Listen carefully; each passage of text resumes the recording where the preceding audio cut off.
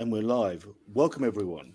And thanks to ID Now for hosting this webinar in which we are dissecting the market realities of the tough adjustments and transitions of Germany's fourth interstate regime on all stakeholders. I would like to begin by introducing our panel. Today, we are joined by Zhaoqin Buer, Managing Director of Chevron Group, providing expertise on effective public policies and market standards. Seasoned C-level Deutsche Market executive, Bernhard Henning, Interim General Manager of Industry Advisory iGaming Consult. And providing coal-face perspectives on German market adjustments, we are joined by Laszlo Pados, Brand Manager of multi-brand operator Green Tube Gaming, and Nico Jansen, CEO of Bet It Best, who will present the latest insights from the DSV report. And finally, providing insights into compliance and player protections, we are welcomed by Roger Redfern-Tizek, Vice President of Global Gaming for ID Now. I'm Ted Menwe, your host, and please excuse my German pronunciations. So Nico, let's dive straight into the pudding. Okay. I'm here with the DSV stats, and well, to put it bluntly, it's quite a damning report of what's happening in the German market. Can you take our audience through it? Yeah. So first of all, thanks for having me. It's always interesting being hosted by the SBC, and once again, shout out to ID Now for kind of sponsoring this one as well. So usually, as soon as it comes to shifts from white markets to black markets revenue, it's pretty simple with regards to definition. Definition is, if you don't hold a license within a licensed market, you are considered as a black market operation. So just from the definition.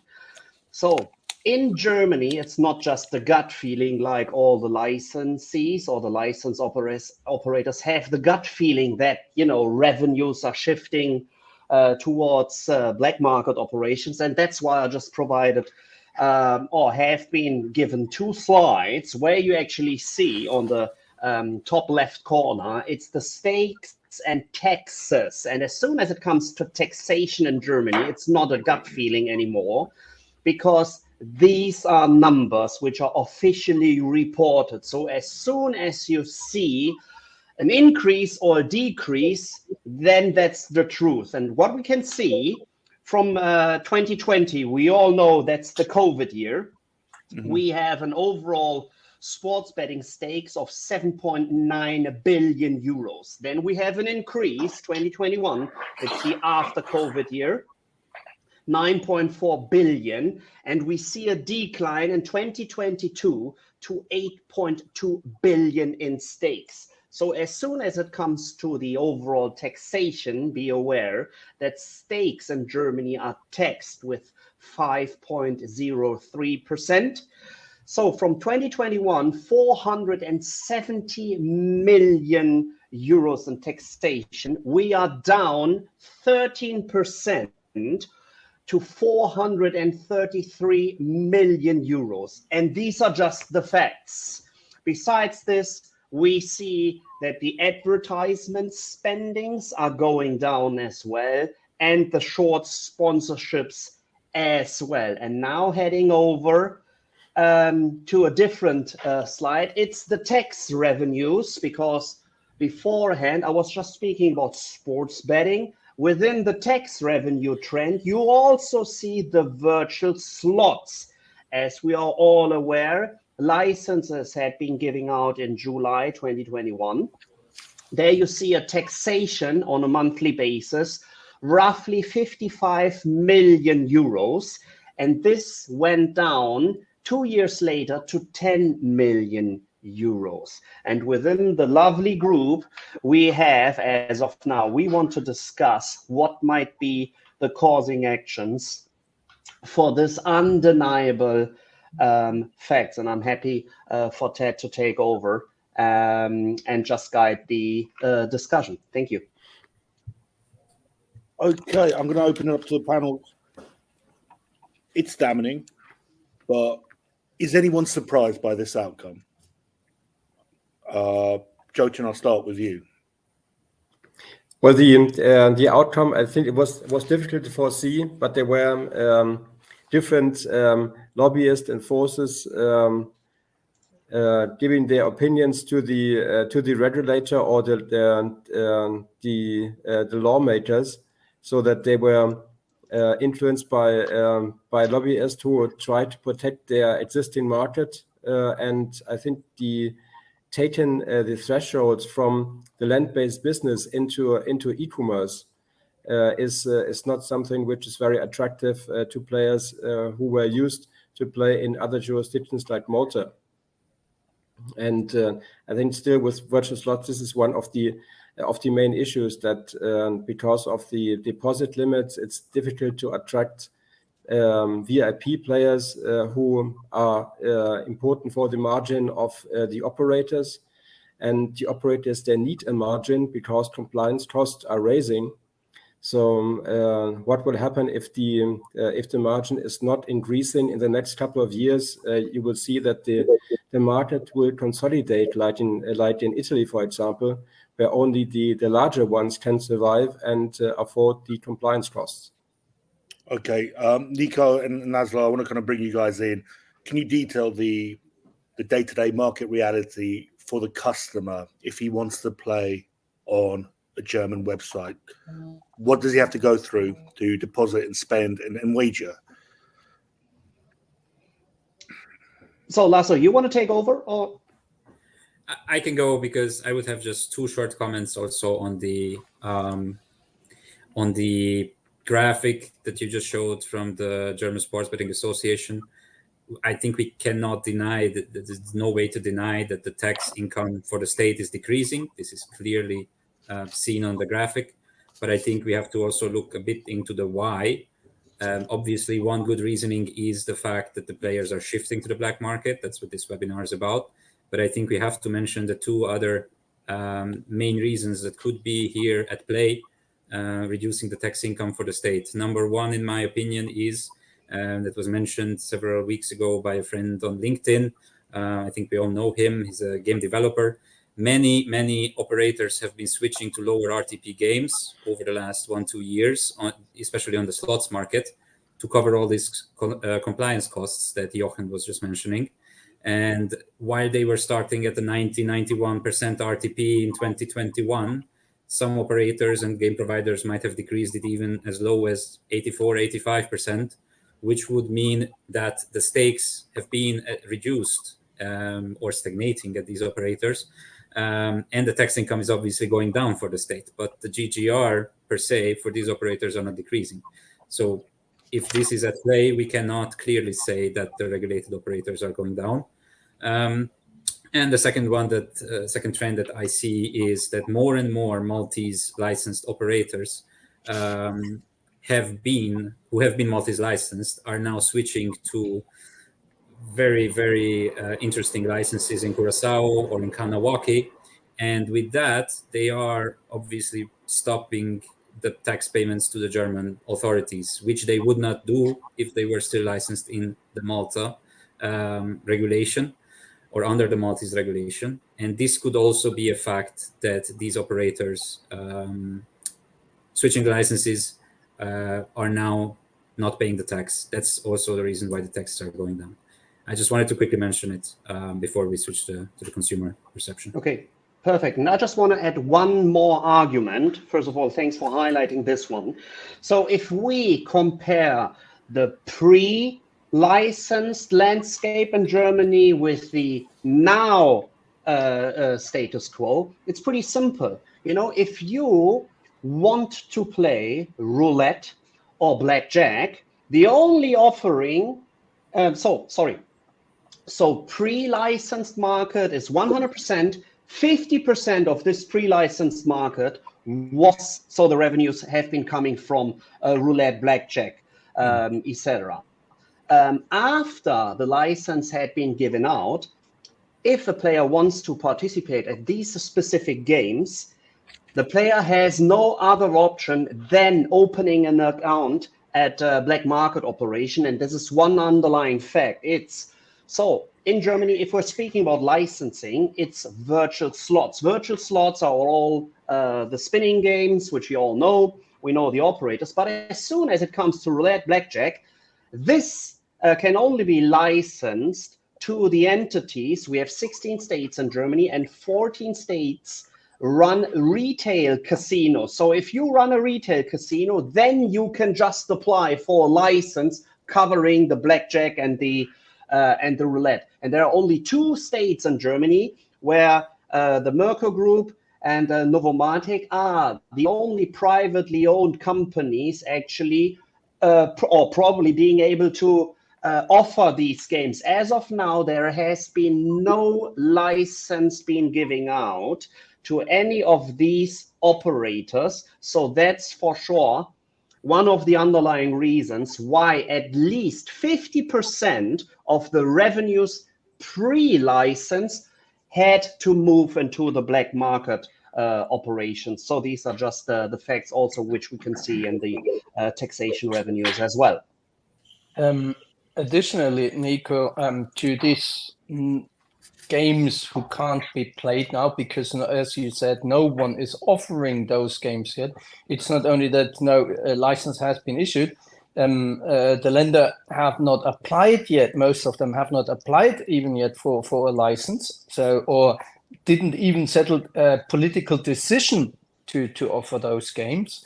And on the other side, with the 50 or 60% product left over, is the restrictions of the turnover, the minimum spin, the deposit limit. It's also restricted. So it's more than 40-50% what has been taken away compared to pre-license situation. I want to bring Roger in because this sounds like problem after problem after problem. And can you offer kind of an ID Now's perspective of working the German market from a compliance standpoint and how you're trying to help partners adjust through very tough transitions? I think before I speak from ID Now perspective, I just want to mention, because I think from my perspective, I in my free time, I like to play here and there. So I just want to speak from a player perspective here first of all, and that's really where imagine you have a situation, you are, let's say, with your friends or whatever, or you just by yourself, and you just say, oh, okay, I've got like, I don't know, 20-30 euros, whatever spare, I want to enjoy some games, some entertainment in the evening, whenever it is. And then you go onto a website that tells you, okay, you can deposit the money, but you have to verify yourself within 72 hours, which I think is fair enough when it comes to that, So I think from that perspective, I think, no one can really, let's say complain, right? Which we like to do in Germany. But I think then, okay, you start playing. Then you see, why is there only like 20-30 games here when before it was 100 something that I could choose from, or like, why is there only selected games here? So that's the first one. I mean, for me, I'm a big, Book of Ra fan, so obviously it's still there because, obviously our friends, from GreenCube obviously run that game, so we're on a good side. So then I go on the game. So previously, used to go on. Let's say you an example, set your stake limit of at an example 10-20 cents or whatever, right? Which you can do again.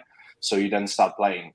But now every time I spin, I have to wait until I get, let's say, a result. So from now, let's say, going from this really, I would say, because again, most players are responsible players. I would just say that statement.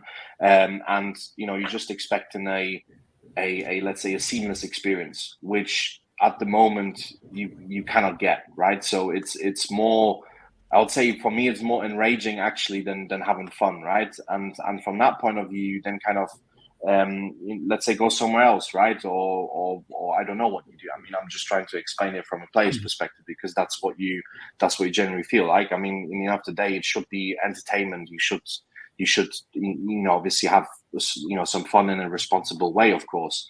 But when you, let's say, the game is being slowed down for you, when the stake limits are being limited to things that you are not used to, I think the reality is that there is a lot of there's a lot of players who can afford to play higher stake limits and will do it, because they like it, right? And you cannot do it. So that's just to mention from a player perspective, which I always start thinking of, right? You always have to start thinking backwards, and it always starts and ends with the player. That's how it generally is. I think from a compliance point of view, let's say for ID Now perspective, I think we are more than prepared for any change. We were very prepared for the start of it. We are, let's say, I think in a good position where our technology is the market lead in technology out there, where you can get high conversion rates, and where we work with most of the biggest operators. Also, together with Jochen and Chevron, where we have a very prosperous partnership and working together to deliver the best technology and the best platform to operators. So I think from a compliance point of view, I think at this moment in time, the way I see it, right, this is my personal opinion. This is just obviously from my side. I think where compliance is right now and the compliance requirements, I think it's fair and it's okay. Where players are, by the way, used to now, to those processes anyway, right? So when they see an example, ID Now auto-ident or whatever it is, they know exactly what they're getting themselves into. They know the process because they used it probably for another operator.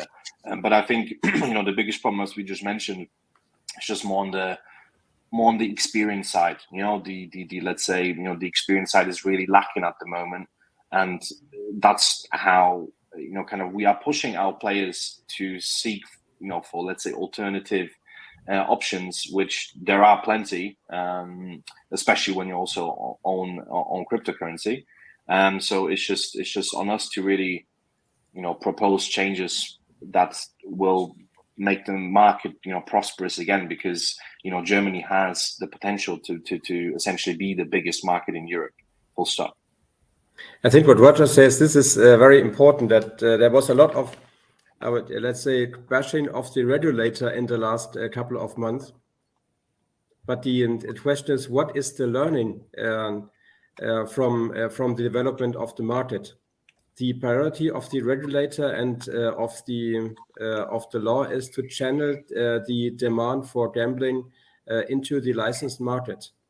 So we see now that the product is maybe not attractive enough, so that players are willing to play just on the licensed market, and that it's very difficult for the regulator to enforce the law. As Roger said, if for example cryptocurrencies are involved, then it becomes almost impossible for the regulator to enforce the regulation through stopping of payments. IP blocking is at the moment not possible in Germany until the law is amended. So payment blocking is the only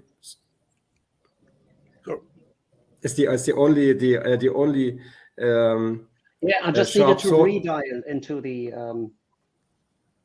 I need to. Okay, Nico, switch off your mic until we see you. So stopping payment methods. We have seen this that Adyen received a fine, for example, in the last couple of months. That this is a possibility to enforce the law, but as soon as there are a couple of regulations, new regulations out, like Curaçao and also Gibraltar, which might be now sufficient for payment institutions or PSPs to offer payment methods to these kind of operators again. And so it will be very difficult for the regulator to enforce the law through stopping of payments. So we should not talk about further restrictions, which would on one side good for those who have already a license to protect the business and the investments they did. But the bigger problem I see is that it's for both sides, neither for the customers nor for the operators, attractive enough with all the restrictions from sports betting, with limited markets, limiting betting types, with the deposit limits, with turnover restrictions, with bonus restrictions, with spin time, and so on. So they should open the market, look into that, and as Laszlo said in our preparation call, so they should listen to customers also, what is needed, what they want to have, and why they would move, and what would keep them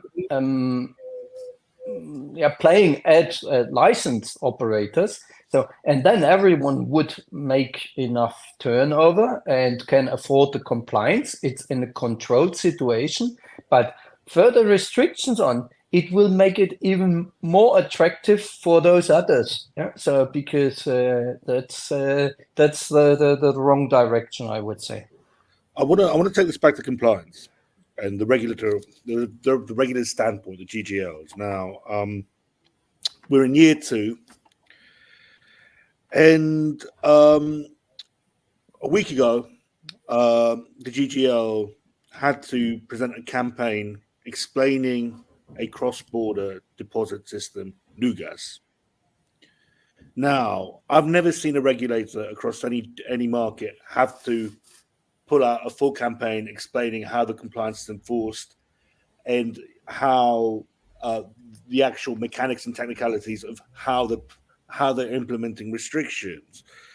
Now, again, is it that this kind of compliance just simply drives the player to the black market? And doesn't that kind of signal just an abject failure of the governance of German gambling as it stands? The other thing is, Jochen, aren't you just being a bit too polite in your criticism of market conditions? Nico, please. Maybe I can give you an example that we see that the regulator is still learning, and this is very normal. It's the first time that we are that is a license in Germany for online games. There was a very good part in the regulation saying that there is a need for an algorithm-based early prediction system of problematic gambling. But now, together with the possibility to raise the deposit limits, the regulator published 8 rules how to identify, just simple rules, how to identify problematic gambling behavior. And if 3 of these 8 rules are met, then there should be action taken to either to give a break to the player or even to exclude the player from the game. And I don't think that these 8 rules are actually working, because I don't think they are backed up by studies or by scientific approaches. The idea of an algorithm-based early addiction system, an AI-based system, was much smarter. And what will happen is that when someone is raising now her or his limit, then there is a very high chance that players who are playing more frequently will meet one of these 3 rules, of the 3 conditions, and then they might be excluded from the game, and then they have no chance then to play on black markets. So I would feel it would be good if, like other regulators, if the German regulator would be closer to the operators and asked first their opinion before they introduce new regulations, which probably will push more players into black markets. Mm-hmm. Yeah. To your question, Teddy, just one comment. I would defend a bit the regulator on this one, on the Lugas campaign that you mentioned. I'm not aware of any European jurisdiction that has a cross-operator limit, and the German regulator started with it, let's put it this way.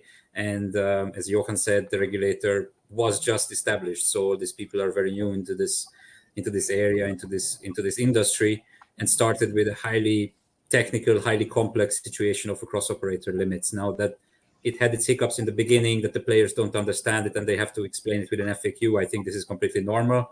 From my end as an operator, from the perspective of my operations, it's a very welcome thing. We can actually link the players there when they have questions, and they can understand how the whole system is working.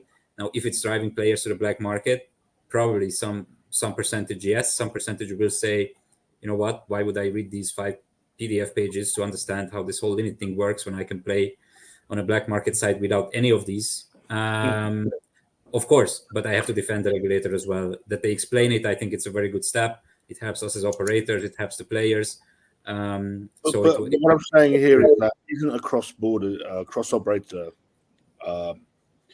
deposit system just another market factor that drives the player towards a black market operator? Because the other thing is, the German market didn't start from ground zero. It had been activated for years.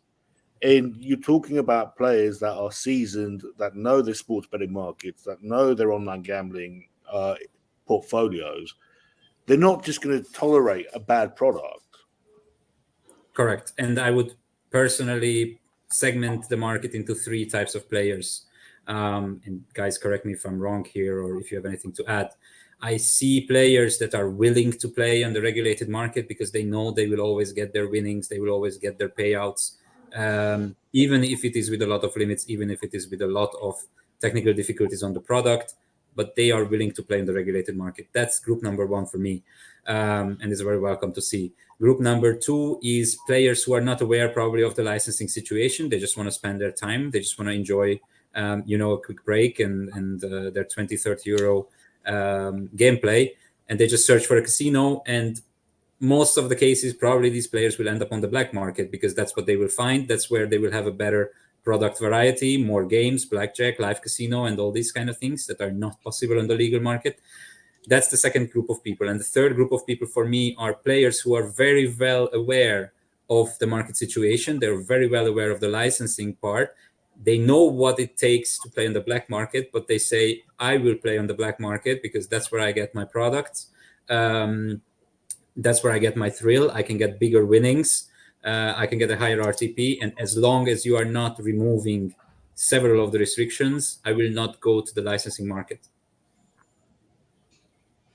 And just as an underlying fact, confirm, just as an underlying fact for this one as well. So first of all, even if you're a regulator, you should just look left and right if the regulations you're deeming for or looking for actually work in other jurisdictions as well.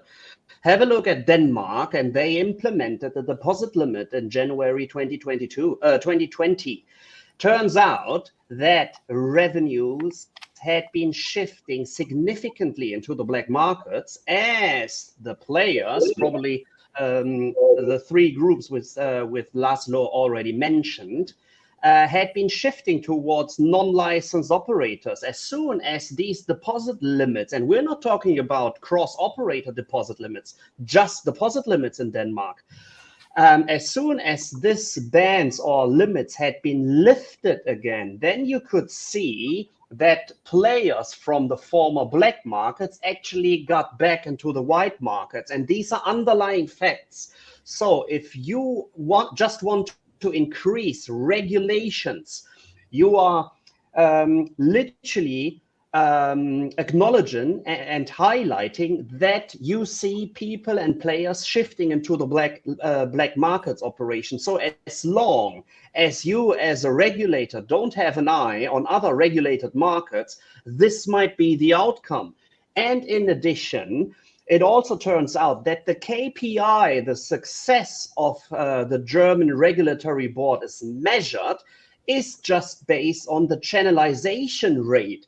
So whenever they come up with the channelization rate we are seeing in Germany based on our numbers is at a specific minimum, then all the operations of GGL are considered as a success.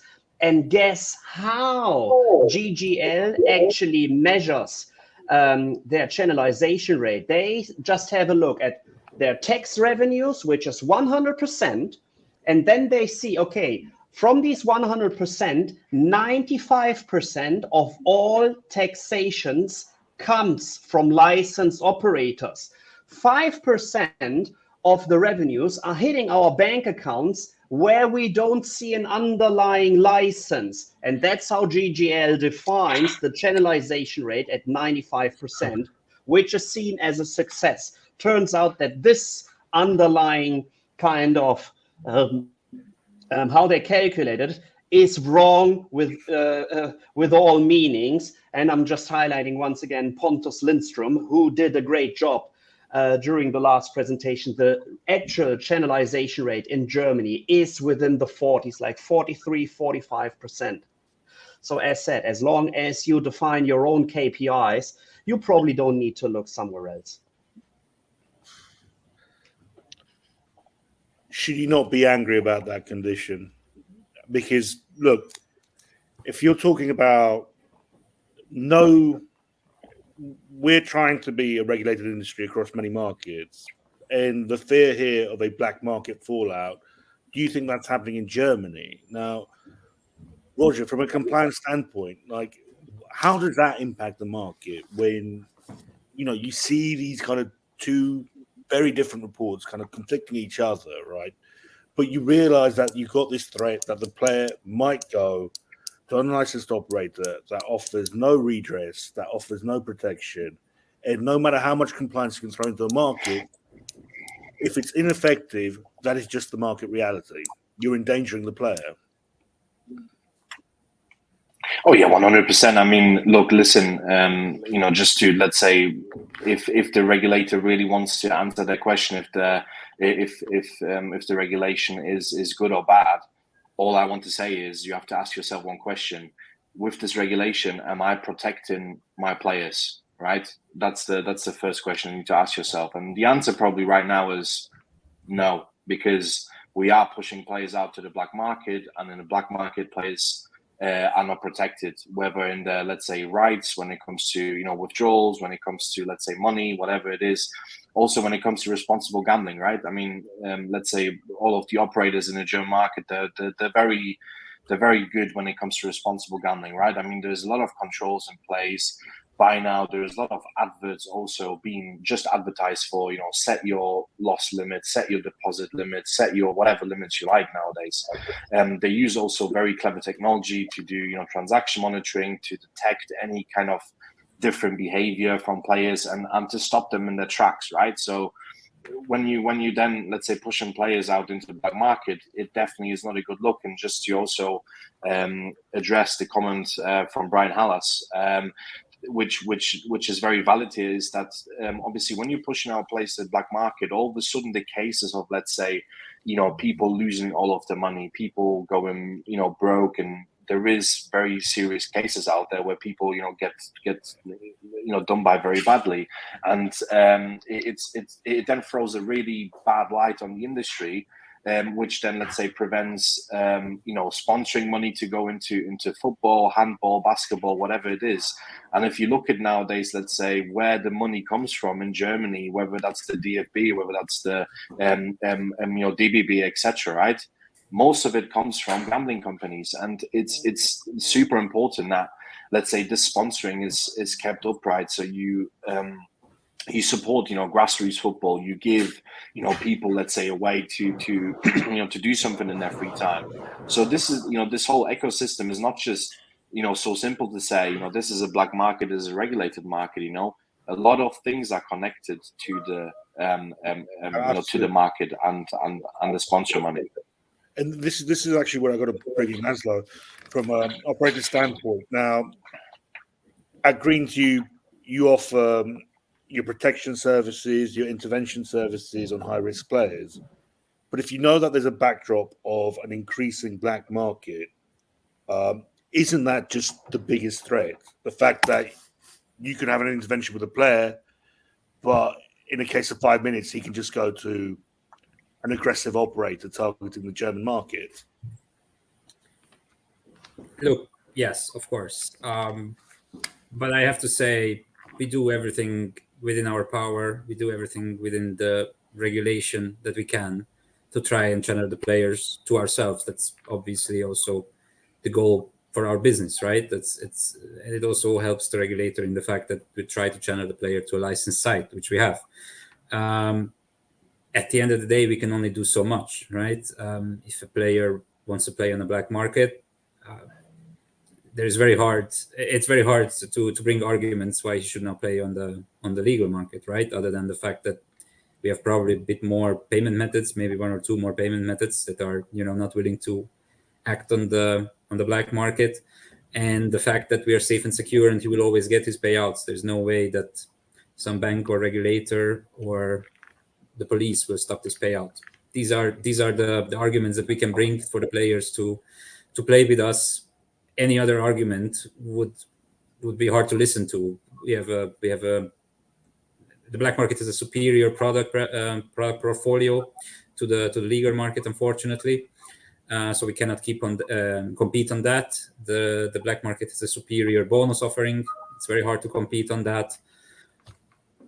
That's unfortunately the situation, and it's very hard to change from the operator's perspective. I'm pretty sure, and I can only speak for myself, we try everything in our power that we can. But it's also where we would need maybe a bit more support from the regulator, right? We went through the licensing process. We showed intent that we want to be licensed. We got the license. We are operating in a licensed environment, following all the rules. As an operator in the licensed market, now I would ask the regulator what the regulator could do for the license market, right? Just one point on this one: to protect the license market, the regulator has just announced a fee some weeks ago on an illegal operator, and this fee was 50,000 euros. A few months before that, the regulator also imposed a fee on a licensed operator for breaching some affiliate. You mean a fine? A fine, sorry. Breaching some affiliate regulations. This operator was advertising on an affiliate site where also illegal websites were present, which is obviously not allowed due to our license terms. And this was also a 5-digit fine. So I don't want to assume how big this fine was for this licensed operator, but we are talking here about 2 5-digit fines. In one case, a licensed operator just breached one sentence of his 60-page license. And in another case, an illegal operator was illegally operating for years and basically went against the whole law. And the fine was almost the same amount. My question is, how is this comparable? How is this pushing the black market to shrink? And how is this protecting the legal market? In my fair opinion, I don't think it is protecting it, because if I was a black market operator and see this fine, I would put a smile on my face and keep operating, because 50,000 euros for a black market operator is probably a day's revenue. I want to highlight something that Laszlo said that, to me, it just signals where Germany is.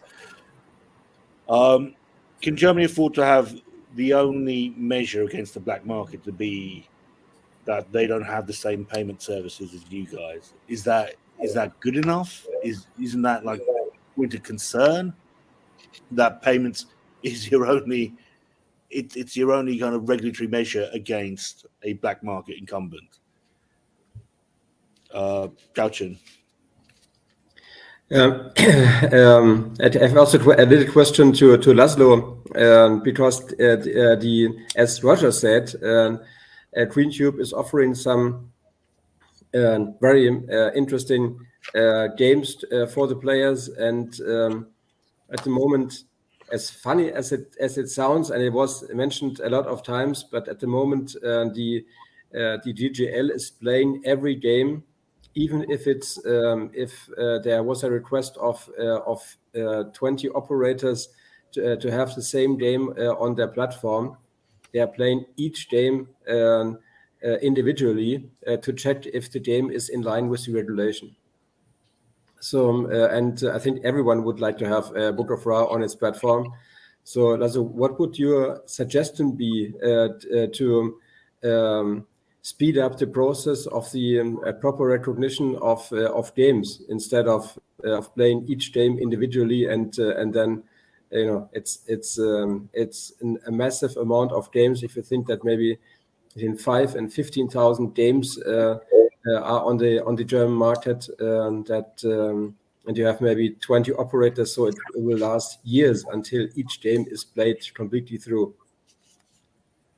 So I want to put forward that I'm working at the B2C arm of GreenTube. So I'm an operator myself, and I'm not responsible for the games or the game production itself. But obviously, in this case, in Germany, we are, as an operator, responsible for getting the games approved, right, on behalf of the game providers and the game studios as an operator. I would also wish for myself that the game approval was faster. I think some weeks ago, there was a webinar and there was a meeting between the German Online Casino Association and the regulator, where also game studios could take part, where the regulator explained the process, the whole process of what they're going through to approve a game. And I'm sure, and I know for a fact that several game providers and also operators offered the help and services to the regulator to speed up the whole process, be it diminishing or decreasing the manual work involved, the sorting of lists that they have to do for whatever political or governmental reasons that they have to work on like this as a regulator. Many operators offer their services to speed up this whole process of game approvals. I really hope that in the next months it gets better. We already see a bit of improvement, right? Maybe a year ago, you would have only had just a few games on these regulated sites. Now I see more and more operators regularly, maybe every 1 or 2 months, introducing new providers on their site, which shows to me at least that the game approvals are getting a bit faster. Obviously, we would wish for ourselves that it would be much faster, but I don't know if we can, as operators or game providers, do more, or if it's more on the regulator side. And obviously, the regulator is also bound by laws and their own processes and internal processes that they have to follow. We just have to respect it, unfortunately. I think this is answering partially Ted's question, because I think we should look forward and try to support the regulator. Everyone here in this webinar has experience in so many different markets. We are operating as a company at the moment on 10 different markets for together with our clients. So we prepared applications in these markets, and we know the market from Malta to Ireland, Austria, Sweden, Denmark. So we know quite a bit the regulation, and we know the pros and cons of every regulation. So I think it would help the industry and the regulator if there's more talking between the regulator and the operators about the regulators' experience in other markets and the process of approving games is one very good example. But there are also a lot of other examples where we could have an opinion which would support both sides.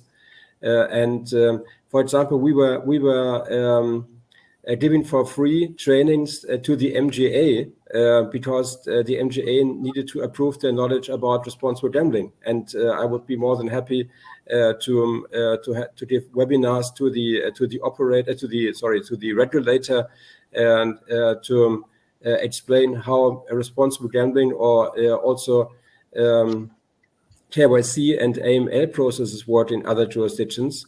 And so I'm also quite happy that Roger is here, because actually using ID Now, it's a way that you can be compliant in several jurisdictions, and ID Now started in Germany, which is a very good example that innovation can come from Germany. Which is sometimes very hard to do when you have to go through 10 regulated loops. But I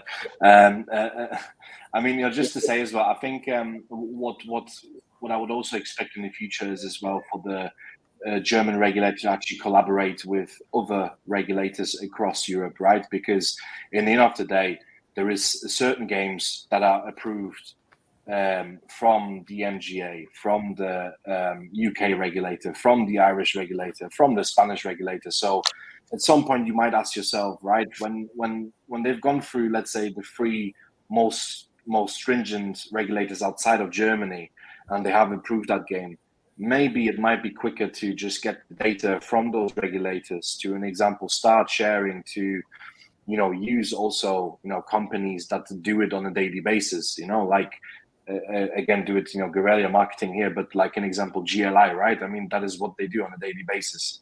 So if you can get external help, and this was just mentioned, but also collaborate with different regulators to make it, again, to simplify processes, to make it better for the players, right? I mean, that's all that I would ask for, and again, like Jochen said, I am super happy to share the expertise of our company as well, to share, let's say, best use cases with the regulator. That's absolutely no problem. But there needs to also be, and I do get that it's a new regulator, but at the same time, what does a new regulator even mean, right? I mean, you could also hire external people that help the regulator to be set up, which obviously wasn't done here. So it's always weighing up what's the best way, but I think all of us here are really happy to collaborate with the regulator.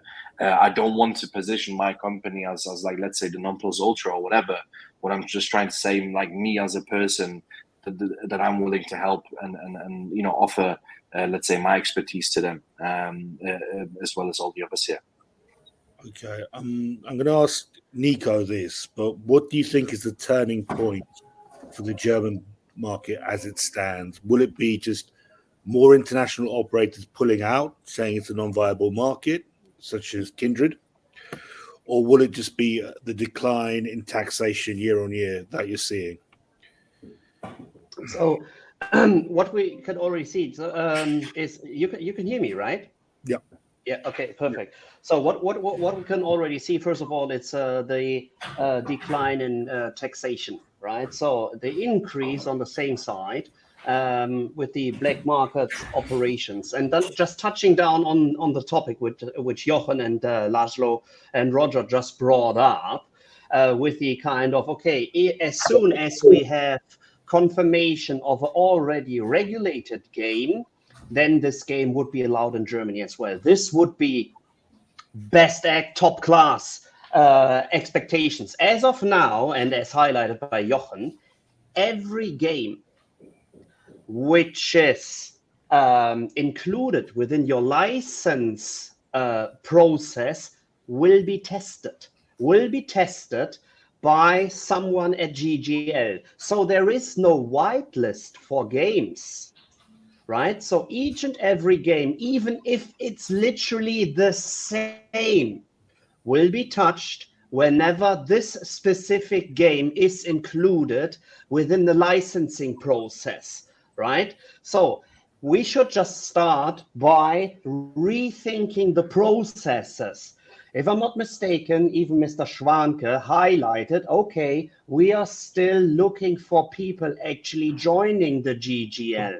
If you want people to join the GGL, all good. First of all, think about your own processes. So if you literally force the same person to test the same game several times, I'm not speaking about different staging server, different version, it is the same. So this would lower or increase the overall kind of licensing speed by light speed. So as long as you punish the licensees or all the operators who are willing to license in Germany that harsh, of course they will pull out.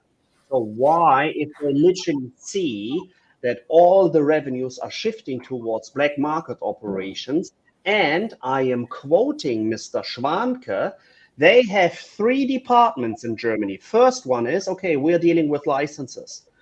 The second department is, we are dealing with having an eye at all the licensed operators if they're playing by the rules. And this was also mentioned by Laszlo as well, that they are imposing fines on licensed operators. And then the third department is dealing with marketing, regulations, a little bit of black market operations, etc.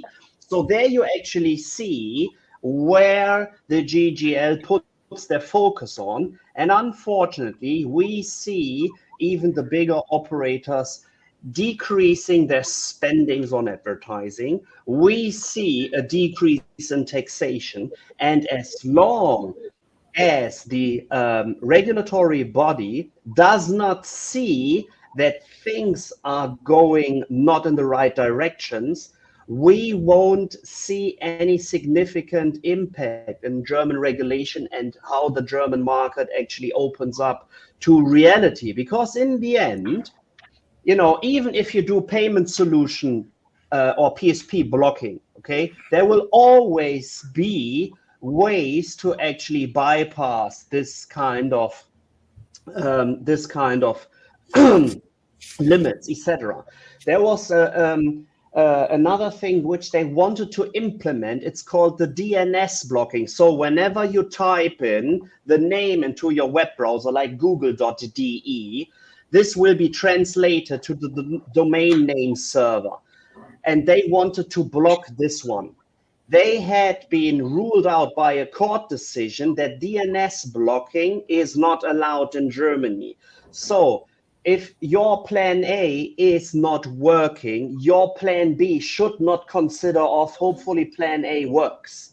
Unfortunately, it will demand a lot of talks. And as of now, we are talking about the Deutsche Sportwettenverband, so the German sports betting trade union and the German casino trade union as well. And hopefully someone from the regulatory body and regulatory framework will just listen to them. Okay, guys. And I just want to quickly add. Yep. Ted, just quickly. I just want to add, because we were talking about compliance costs before, right? There's a lot of operators that have multiple brands. So now imagine you have to explain to your compliance team that you have to, for every single application that you have, for every single game that you have, for every feature that you have to do the same application 7 times. What do you think the commercial guys will say? It's like, well, guys, sorry, we'll do like 1 or 2 maybe, right? If it kind of comes off. So it's without the games whitelist, and this is where we are right now. I would like to add there, Ted. I would like to add there also that it's not only if the same person or the same team would do the testing of the games, then they would have probably the same results on various operators. But as there are several people doing that, you have sometimes a situation that one game and the same game was accepted at one operator and at the other operator was not accepted because a different person was testing it. So there is no difference in the game.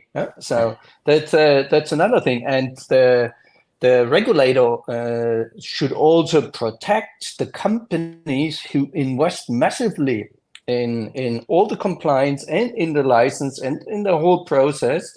So where the people are based in Germany, the company pays the taxes in Germany, the employees pay taxes in Germany, and the regulator is fighting against them. So that makes absolutely no sense for us as a German, let's say, operation, or widely seen in Germany. So. Please let me add quickly and comment to what Nico said about the DNS blocking.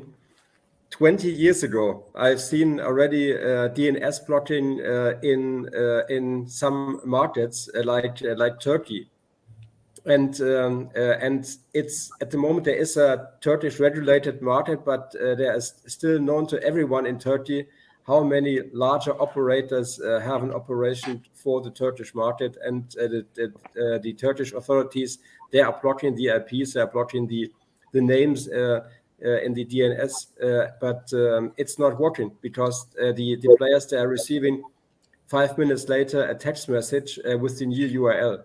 So this could be an easy learning from existing markets that DNS blocking is not working. Payment blocking may be, but DNS blocking is not working. Okay. I want to kind of round this webinar up, and I'm going to do it by asking kind of like your 2-year outlook for the German market, or your 1-year outlook for the German market, but for your individual areas. So, Jochen, from a policy perspective, where is the market heading towards? What should people expect? there will be no big changes in the next couple of years, and the next couple of years they are meant to be a testing phase for the regulation. So I think it would be useful for the operators to be in contact with the regulator, and the regulator has a chance to learn during this testing phase. And maybe we will find a group of experts from this webinar to offer trainings in different areas to the regulator. Okay. It is because it's maybe from the Black Swan theory. If you cannot imagine a risk, then you will not protect yourself against it. And here it's a regulator. We have for sure a lot of stories to tell, which the regulator can learn from to have after the testing phase a regulation who would work for everyone. Roger, your compliance overview. I think from a compliance side, not much is going to change.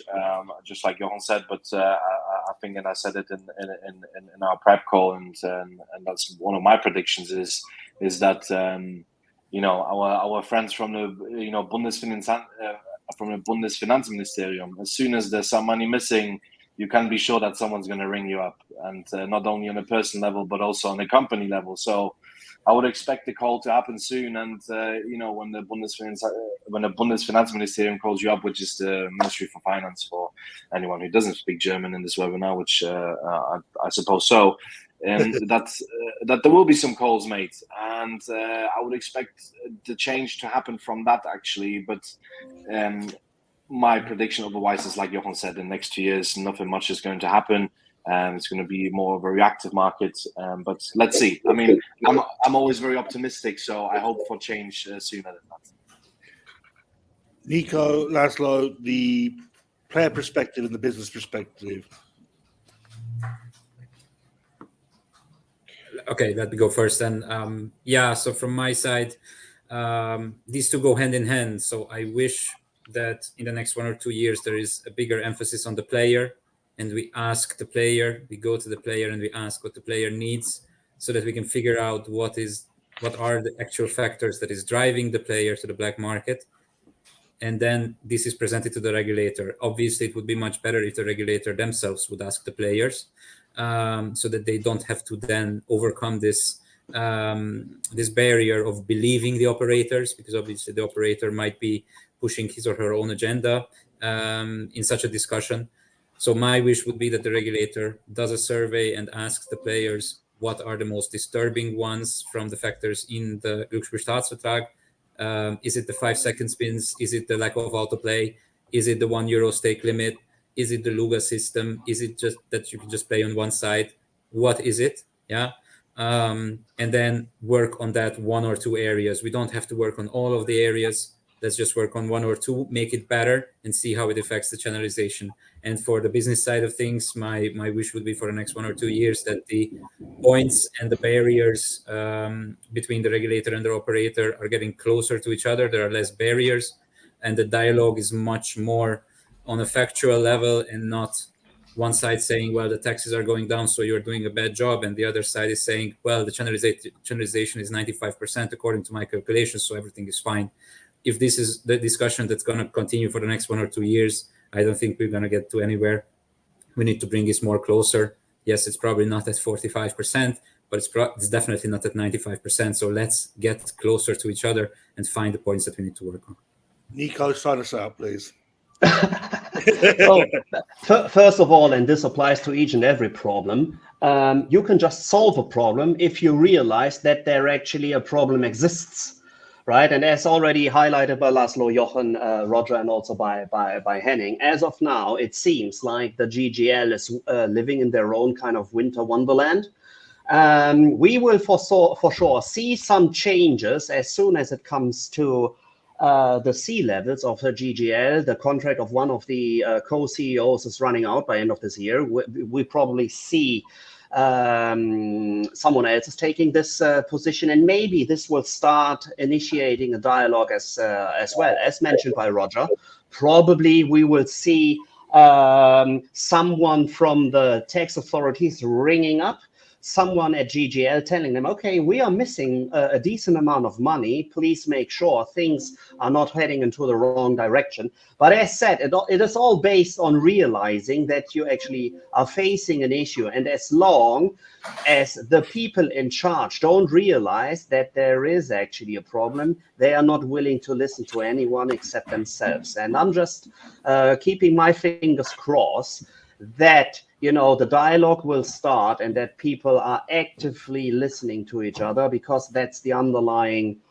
fact to actually increase the markets, as we have seen in Denmark already. And I'm pretty sure people in Denmark are not that different than people in Germany.